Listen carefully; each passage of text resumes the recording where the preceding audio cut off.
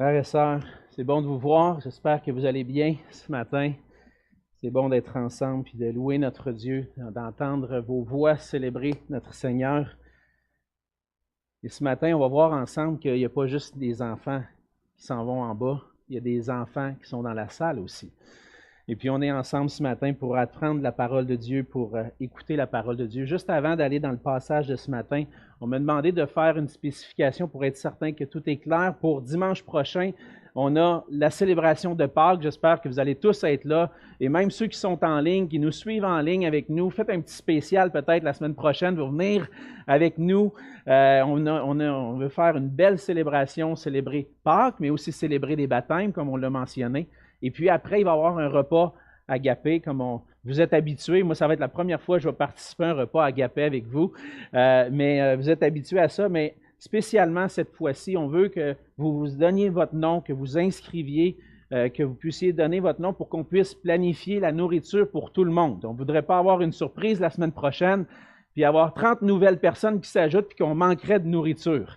Donc, pour bien planifier les choses, si vous n'êtes pas inscrit puis vous planifiez venir, vous pouvez donner votre nom à notre sœur Diane qui va être à l'arrière après la célébration pour pouvoir prendre vos noms puis aussi diriger un petit peu au niveau du repas. Donc, c'est important. On ne veut pas avoir de mauvaises surprises. On veut être capable de fournir tout ce qui est nécessaire à tous la semaine prochaine. Et ce matin, on continue notre étude dans l'Évangile de Luc, dans Luc au chapitre 18. Et j'aimerais vous inviter à ouvrir vos Bibles avec moi dans Luc 18, et ce matin, on va lire ensemble les versets 1 à 17. Luc, chapitre 18, les versets 1 à 17. La parole de Dieu dit ceci. Jésus leur adressa une parabole pour montrer qu'il faut toujours prier et ne point se relâcher. Il dit, il y avait dans une ville un juge qui ne craignait point Dieu et qui n'avait d'égard pour personne. Il y avait aussi dans cette ville une veuve qui venait lui dire, « Fais-moi justice de ma partie adverse. » Pendant longtemps, il refusa. Mais ensuite, il dit en lui-même, « Quoique je ne craigne point Dieu et que je n'ai d'égard pour personne, néanmoins, parce que cette veuve m'importune, je lui ferai justice, afin qu'elle ne vienne pas sans cesse me casser la tête. » Le Seigneur ajouta, « Entendez ce que dit le juge inique. Et Dieu ne fera-t-il pas justice à ses élus qui crient à lui jour et nuit, et tardera-t-il à leur égard? Je vous le dis, il leur fera promptement justice. Mais quand le Fils de l'homme viendra, trouvera-t-il la foi sur la terre? » Il dit encore cette parabole en vue de certaines personnes qui, se persuadant qu'elles étaient justes et ne faisant aucun cas des autres. Deux hommes montèrent au temple pour prier. L'un était pharisien et l'autre publicain. Le pharisien debout priait ainsi en lui-même. « Ô Dieu, je te rends grâce de ce que je ne suis pas comme le reste des hommes, qui sont ravisseurs, injustes, adultères, ou même comme ce publicain. Je jeûne 2 fois par semaine.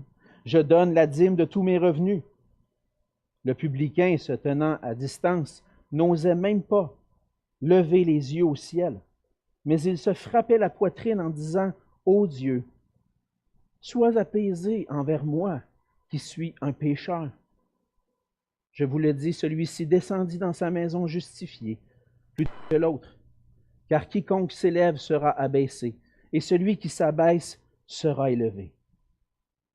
On lui amena aussi les petits-enfants, afin qu'il les touche. Mais les disciples, voyant cela, reprenaient ceux qui les amenaient.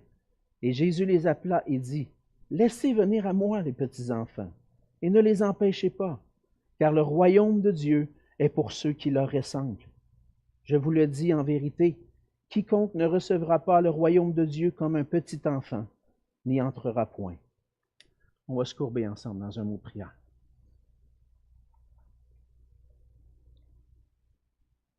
Oui, Seigneur notre Dieu, on vient devant toi ce matin, on veut s'arrêter, prendre une pause en ce début de semaine, Seigneur, pour tourner nos regards vers toi.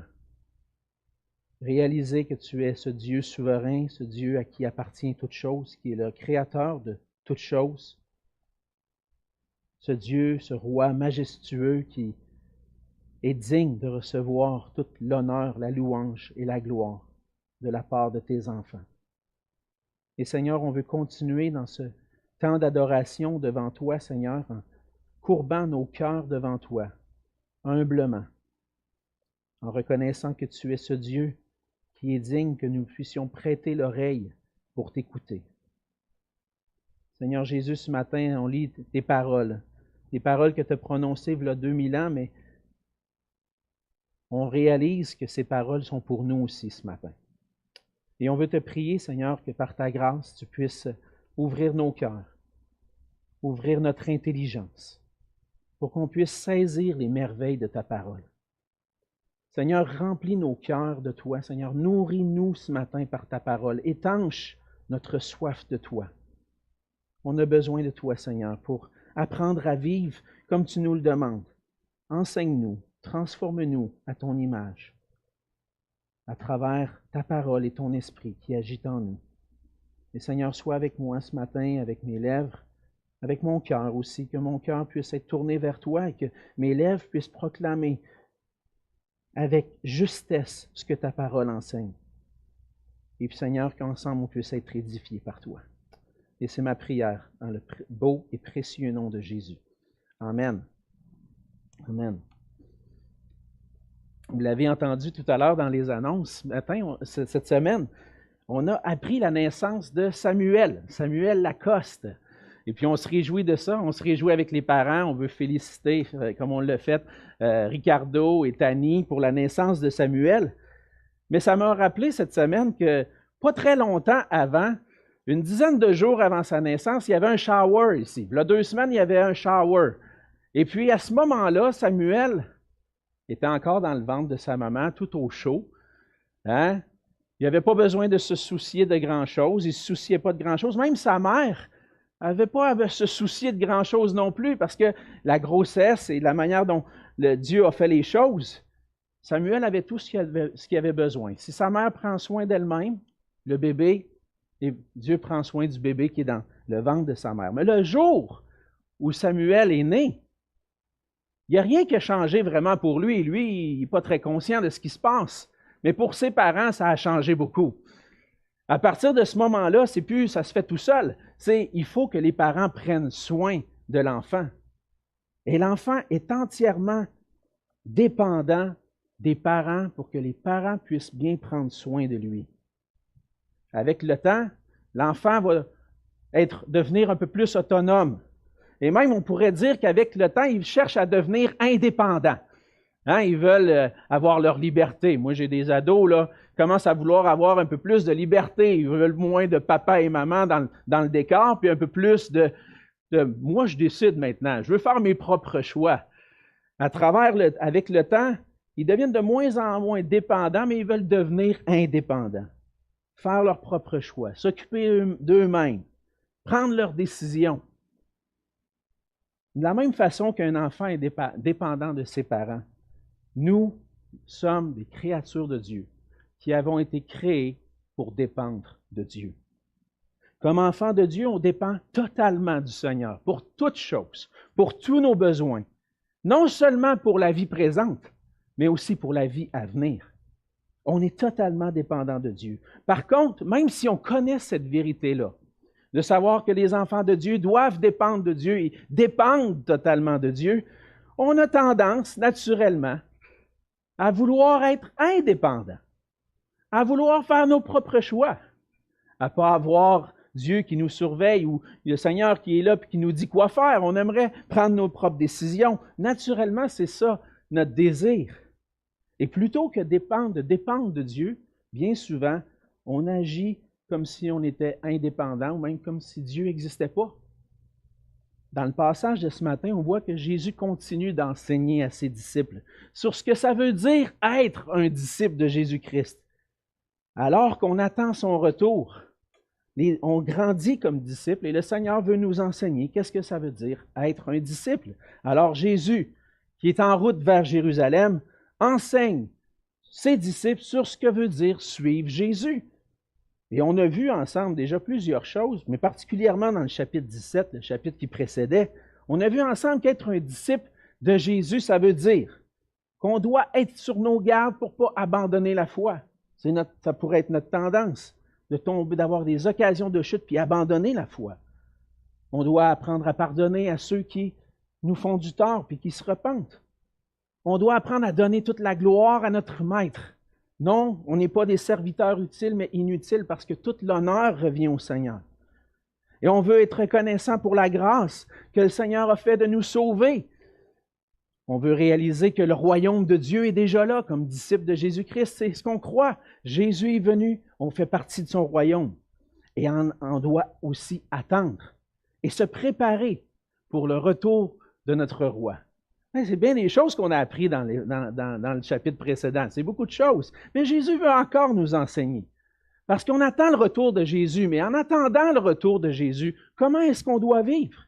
Qu'est-ce qui va caractériser la foi du disciple? Et ce matin, on va voir ensemble que la foi du disciple se manifeste par une humble et entière dépendance envers Dieu. En fait, la foi, c'est un peu ça. La foi, c'est dépendre de Dieu. La foi, c'est une confiance. C'est croire. On va dire que la foi, c'est de croire. Et croire, ça veut dire faire confiance à quelqu'un.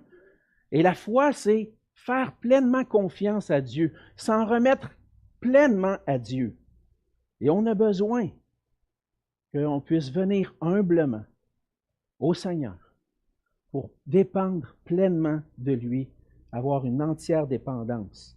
Et notre dépendance envers Dieu va se manifester par trois choses qu'on va voir ensemble ce matin. Premièrement, une prière persévérante au milieu de l'injustice. Et c'est ce qu'on voit dans les versets 1 à 8. Jésus enseigne à ses disciples et Jésus adresse une parabole. Il va montrer une parabole, c'est une image, une histoire pour faire un parallèle, parallèle, vous voyez le lien, hein? Un parallèle avec la vie chrétienne, avec la vie dans notre marche comme disciples. Et cette histoire-là, bien souvent, on la lit et on la prend hors du contexte dans lequel elle se trouve. La parabole commence un nouveau chapitre. Et bien souvent, dans notre lecture biblique de tous les jours, si on prend, par exemple, on lit le Nouveau Testament, on lit un chapitre par jour, par exemple. Bon, on arrête au chapitre 17, puis le lendemain matin, on se réveille, et puis on ouvre la parole, puis on tombe dans le chapitre 18, et puis on commence à lire à partir de ce point-là. Mais on oublie ce qu'on a lu avant. Mais ce matin, ce qui est important de saisir, c'est que la parabole du chapitre 18, les chapitres n'étaient pas là au début, hein, en passant, juste vous mentionner que ça a été ajouté par la suite. Et lorsque on ouvre le chapitre 18, il faut garder à l'esprit ce que Jésus vient de dire. Et ce que Jésus vient de dire dans le chapitre 17, c'est qu'il va annoncer sa venue, son retour. Et en attendant son retour, on doit être prêt pour son retour. Mais on voit que cette parabole-là se situe dans le contexte des disciples qui attendent le retour du Seigneur. Et dans l'Évangile de Luc, les disciples, on voit qu'ils sont souvent soumis, ils vont être soumis à des persécutions, des moqueries, des souffrances pour le nom de Jésus. Ils vont vivre des injustices en attendant le retour de Jésus-Christ. Et cette parabole-là adresse cette idée-là. Comment est-ce que je vais vivre au milieu des injustices alors que je suis un disciple de Jésus-Christ? Et le Seigneur nous enseigne, à travers cette parabole, dès le verset 1, souvent la leçon de la parabole est présentée à la fin de la parabole, mais là, Luc nous la présente en premier. C'est quoi la leçon que Jésus veut nous enseigner? Il veut nous enseigner qu'il faut toujours prier et ne pas se relâcher. Jésus adresse cette parabole à ses disciples qui peuvent vivre des injustices pour le nom de Christ.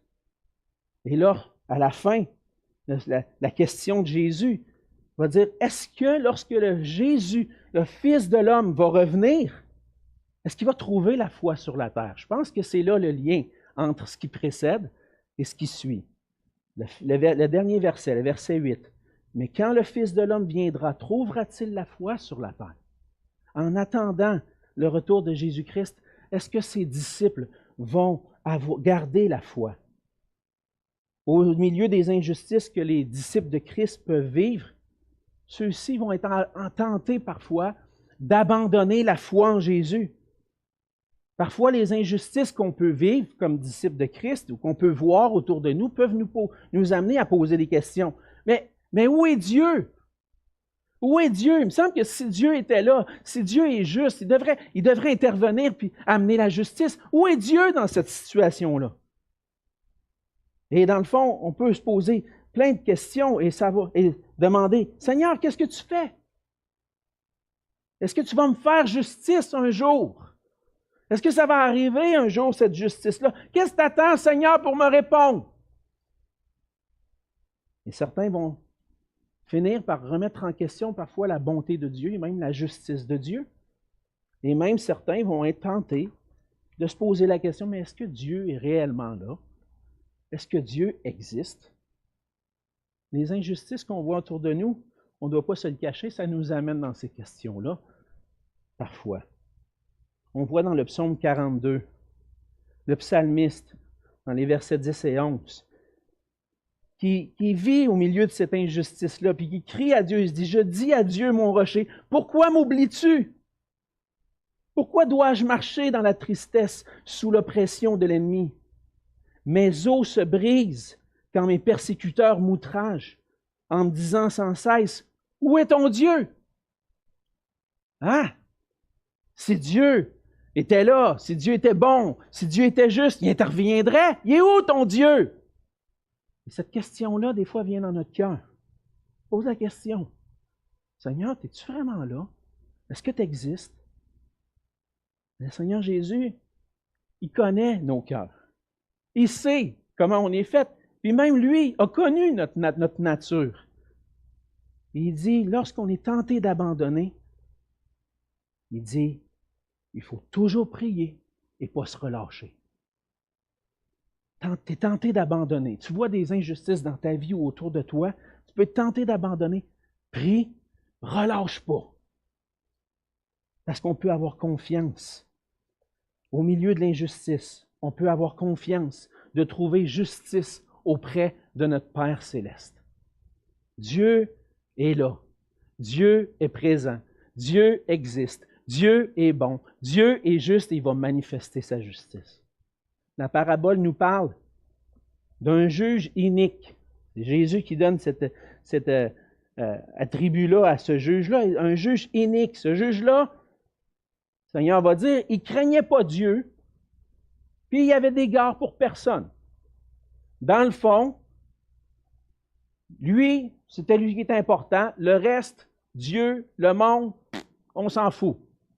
Je fais ma job, écœurez-moi pas. Je n'ai pas besoin de personne, je suis indépendant, je suis autosuffisant, je n'ai pas besoin de faire plaisir à un ou à l'autre. Moi, ça va la vie. Et le juge ça faisait en sorte que le juge ne se préoccupait pas de ce que les gens pouvaient vivre. Il n'avait pas un cœur porté vers les gens pour établir la justice. Et la parabole nous présente que devant ce juge-là, qui se fout de Dieu, puis qui se fout du monde autour de lui, il y a une veuve. Les veuves, à cette époque-là, dépendaient souvent des autres. Une veuve, c'était une femme qui avait perdu son mari, évidemment, mais que dépendait, au niveau monétaire, au niveau de ses besoins, de l'héritage que le défunt époux allait laisser. Et s'il n'y avait pas d'héritage, elle dépendait de la famille de l'époux pour prendre soin d'elle. Et quoi qu'il en soit, on ne sait pas exactement pourquoi, c'est quoi exactement l'injustice qu'elle peut vivre. On peut supposer qu'elle pouvait vivre une injustice au niveau de ses besoins, puis que quelqu'un aurait dû prendre soin de cette veuve-là, mais personne n'en prenait soin. On peut supposer, c'est une supposition. Mais tout ça pour dire que Jésus adresse le fait qu'elle vit une injustice. Et ça semble être vrai. Et elle insiste auprès du juge pour qu'il entende sa cause. Fait qu'elle se promène des fois dans la ville, elle va cogner à la porte de la maison du juge. « Hey, t'as pas réglé cette affaire-là encore, là. Faut régler ça, là. Retourne chez vous, là. Hein? Viens pas m'écœurer. Viens pas, en bon québécois, hein? Viens pas m'achaler avec ça. » Des fois, il se promène dans la ville, il voit de loin, « Oh non, elle va encore me le demander. » Là, elle voit le juge. « Hey! Quand est-ce que tu vas entendre ma cause? Quand est-ce que tu vas l'entendre? Arrête. Je veux pas m'occuper de ça. Puis finalement, maintenant, elle insiste tellement, il dit là, il va falloir que je règle son problème à elle. Là. Parce que sinon, elle ne me lâchera pas. Elle va me casser les oreilles et la tête avec ça. J'ai besoin de m'occuper d'elle. Fait que ce juge-là, qui n'a pas d'égard pour Dieu, pas d'égard pour personne, que lui, finalement, il a encore égard pour lui-même, il dit, je vais avoir la paix à un moment donné, je vais régler ça. Et puis finalement, il entend la cause.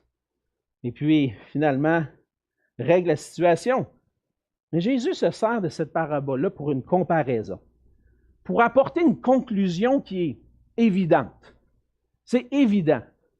Ben voyons, Dieu n'est pas comme ce juge-là. Dieu n'est pas comme ça avec ses enfants. Si on vous posait la question, est-ce que Dieu est comme ça avec ça? J'aurais un grand non. Non, Dieu n'est pas comme ça. Dieu est bon, Dieu est juste. Et c'est ce que le Seigneur Jésus va enseigner. Avec le verset 6. Entendez ce que dit le juge inique. Arrêtez-vous, là, puis écoutez, constatez la situation. Il refuse tout le temps la veuve qui vient, qui demande le besoin, elle a besoin. Est-ce que Dieu est comme ça? Non, Dieu n'est pas comme ça.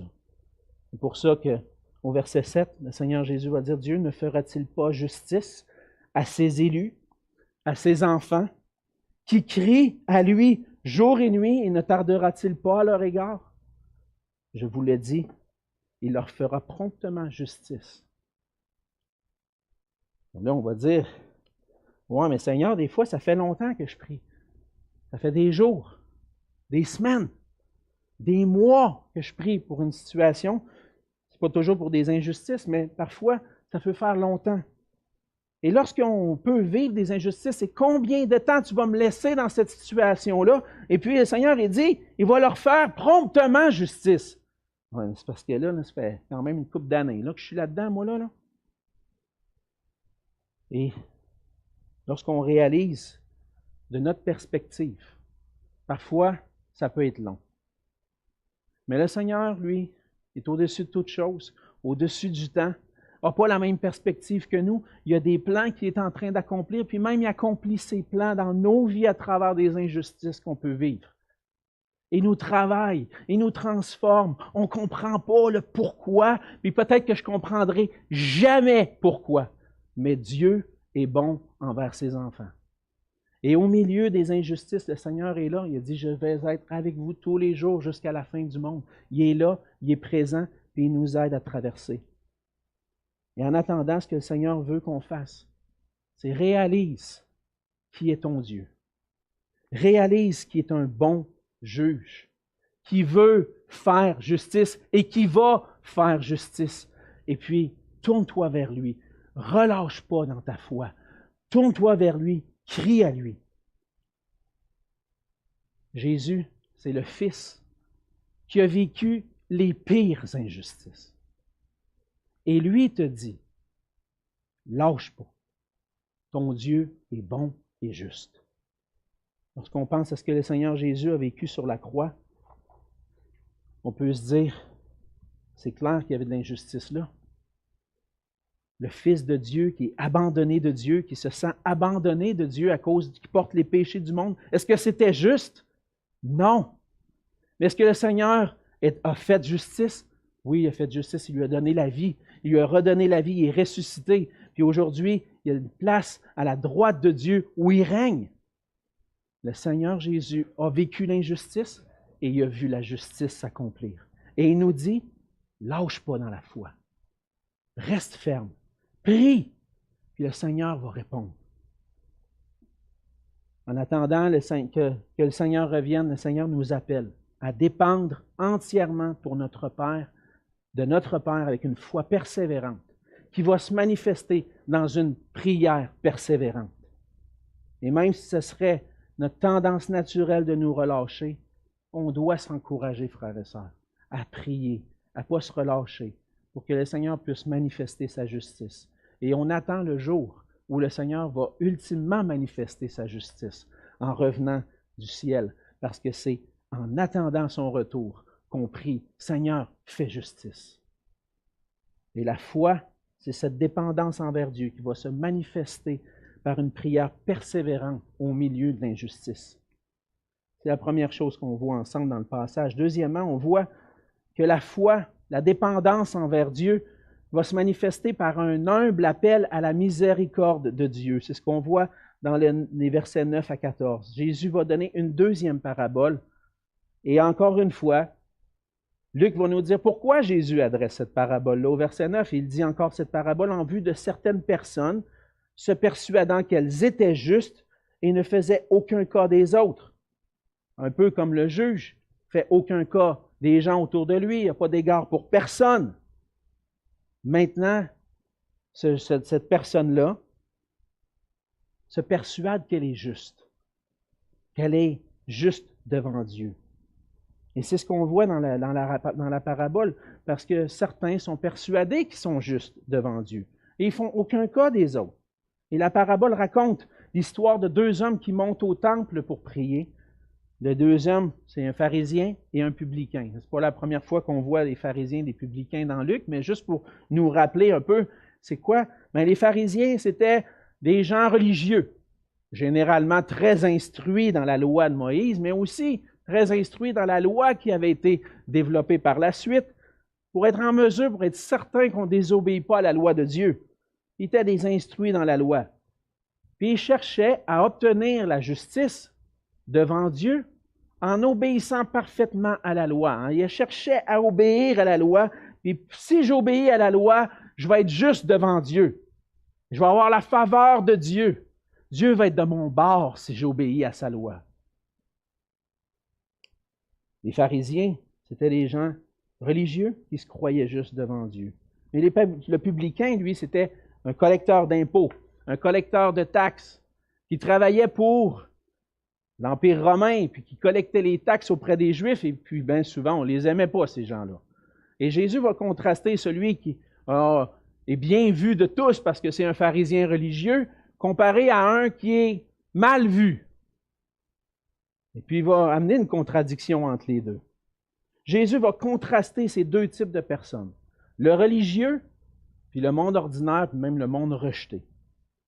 Le pharisien, le religieux, on voit qu'il démontre son orgueil dans sa prière. Il va se présenter à Dieu dans la prière, mais en regardant vers lui. Il n'est pas en train de regarder vers Dieu. Sa prière montre qu'il ne pense pas à Dieu, il pense à lui. Il va utiliser 3 fois le « je » dans sa prière pour mettre en évidence sa propre justice. Je ne suis pas comme le reste des hommes, qui sont des ravisseurs, des voleurs, des injustes, des adultères. Moi, je ne suis pas comme ça. Plutôt que de se tourner vers Dieu, puis de retourner les regards vers Dieu, il tourne les regards vers lui, il dit, moi, je suis un bon gars. Moi, je suis un bon gars, puis Seigneur, hein, regarde-moi. Regarde-moi comment je suis bon. Hein, je mérite ta faveur maintenant, tellement que je suis bon. Et en plus de ça, je jeûne 2 fois par semaine. Hey, la loi de Moïse demandait un jeûne particulièrement au jour de l'expiation. C'était 1 fois par année. Lui, il fait 2 fois par semaine. Hey, 2 fois par semaine. Moi, Seigneur, regarde, moi, je jeûne en plus. Je prie, je jeûne, je ne suis pas comme les autres.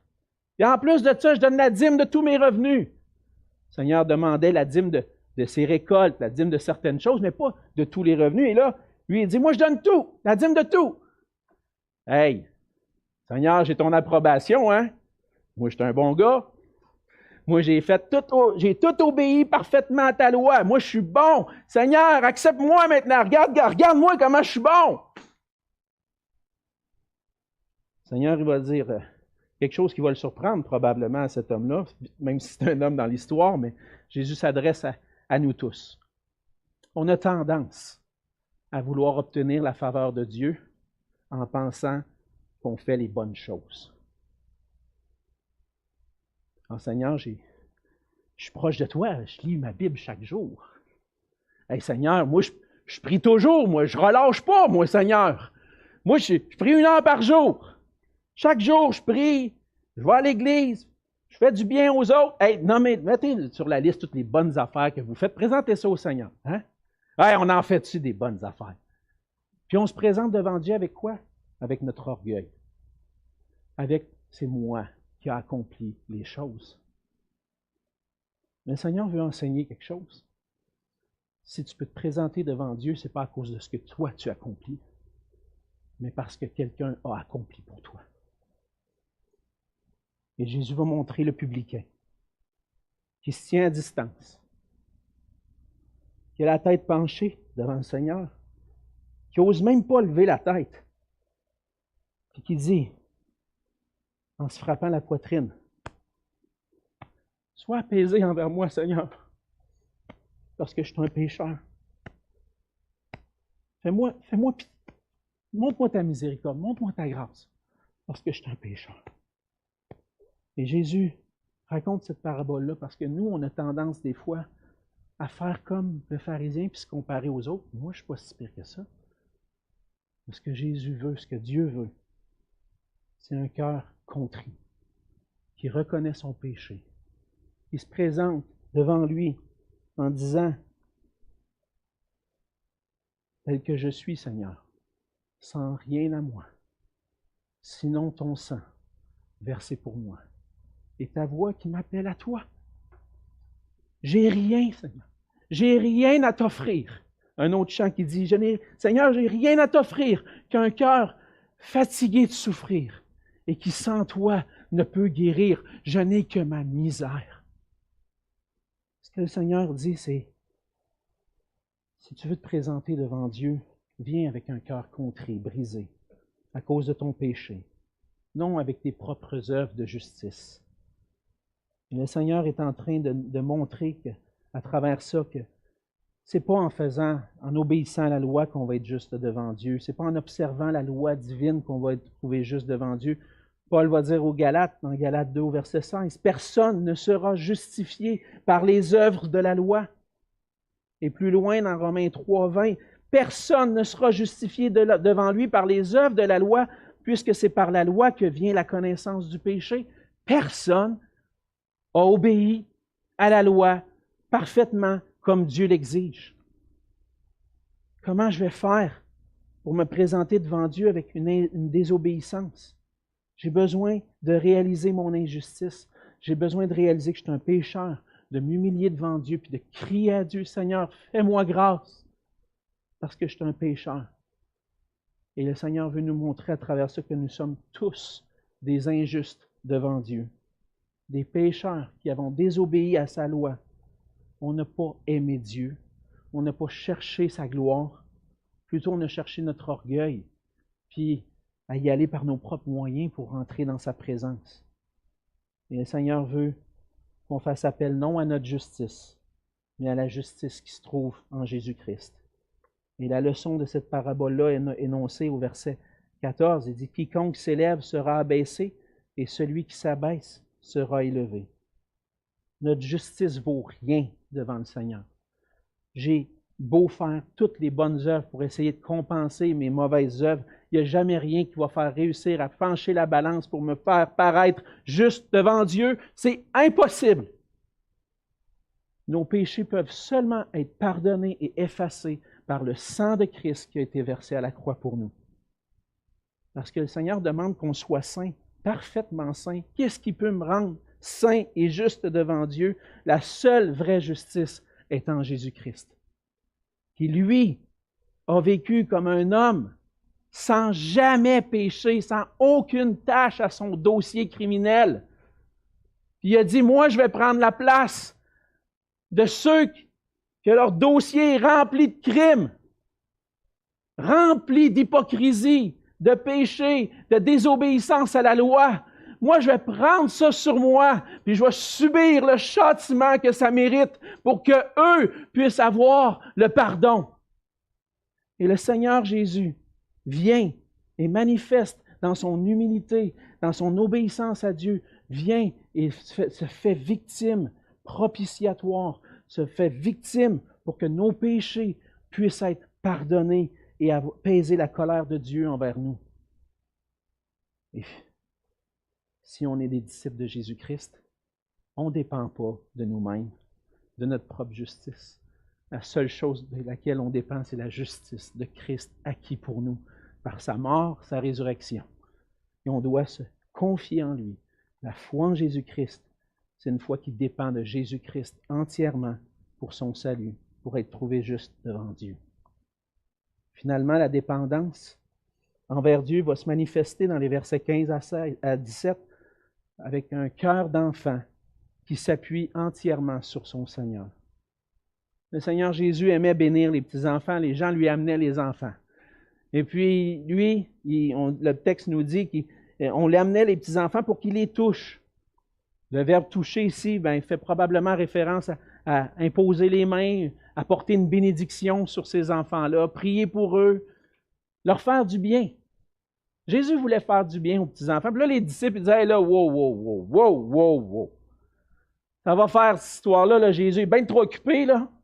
Hey, t'as-tu vu tous les malades qui attendent en ligne, là? Hein? Là, il y en a, ils sont là depuis 5 heures à matin, ils ont couché, là. Ici, là, puis ils attendaient Jésus. Hey, arrêtez, amenez pas Jésus ici, là. Il n'y a pas le temps de faire ça, Jésus. Mais Jésus dit, arrêtez. Arrêtez ça, les disciples. Puis il en profite pour enseigner une leçon. Il dit, laisse-les venir à moi. Les petits enfants couraient vers Jésus. Ils se tournent vers lui. Jésus vient les bénir. Jésus veut nous enseigner à travers ça. Il nous dit, le royaume de Dieu est pour ceux qui leur ressemblent. Alors, regardez les petits-enfants courir à Jésus. Ils veulent être bénis par Jésus. Ils veulent recevoir la bénédiction de Jésus. Il faut que tu sois comme ça. On ne veut pas souligner ici le fait que les enfants sont innocents ou ignorants. On ne veut pas souligner le fait qu'ils sont naïfs ou qu'ils sont un peu, ils ne connaissent pas trop les choses, fait qu'ils courent vite. Ah, c'est Jésus, on va courir vers Jésus. C'est pas ça. Ce que Jésus est en train de souligner ici, c'est leur dépendance. Comme un enfant est dépendant de ses parents, dépendant des gens autour de lui, pour être béni, pour avoir de l'amour, bien nous, comme enfants de Dieu, comme disciples de Christ, on dépend entièrement du Seigneur. Et comme un enfant, on vient à Jésus. On veut être dépendant de lui pour goûter l'amour, la bénédiction. Et comme je le disais tout à l'heure, comme enfant, lorsqu'on est comme parent, on enseigne à nos enfants à devenir autonomes.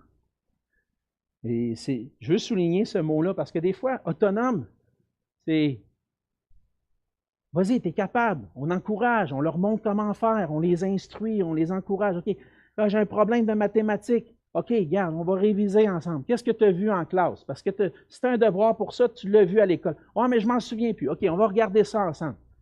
Va réviser. Puis là, va faire ton travail. Et là, on les encourage à prendre l'autonomie, puis à un moment donné, dire hey, as-tu regardé, as-tu révisé ce que tu as vu dans la classe? Ah non. OK, il retourne. On les apprend à être autonomes. Mais des fois, on tombe dans un piège, puis on leur enseigne plutôt qu'être autonome, c'est être indépendant. Mais ça, ce n'est pas la bonne chose. Parce qu'on va toujours être dépendant de Dieu. Toujours dépendant. On les encourage à être autonomes, mais à dépendre de Dieu en toutes choses. Ah, j'ai des difficultés à l'école. Viens, on ne va pas vivre d'une façon indépendante. Viens, on va prier ensemble. On va prier pour telle situation. Et puis lorsque nos enfants vivent souvent, on va prendre le temps de prier avec eux. Parce que nos enfants ont besoin d'apprendre à dépendre du Seigneur.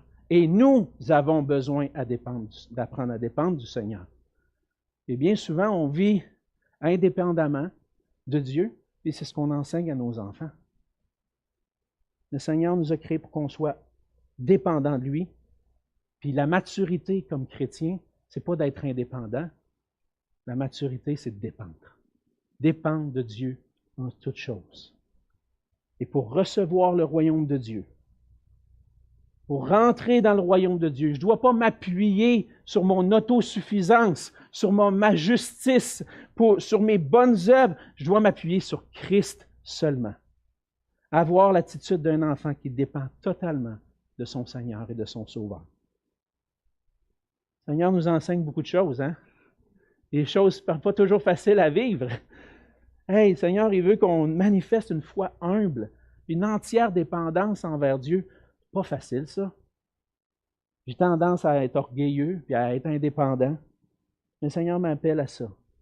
à vivre cette humilité, cette dépendance envers Dieu qui va être manifestée par une prière persévérante au milieu de l'injustice, un humble appel à la miséricorde de Dieu pour ma justice et une entière dépendance envers Dieu pour mon salut, pour entrer dans le royaume de Dieu.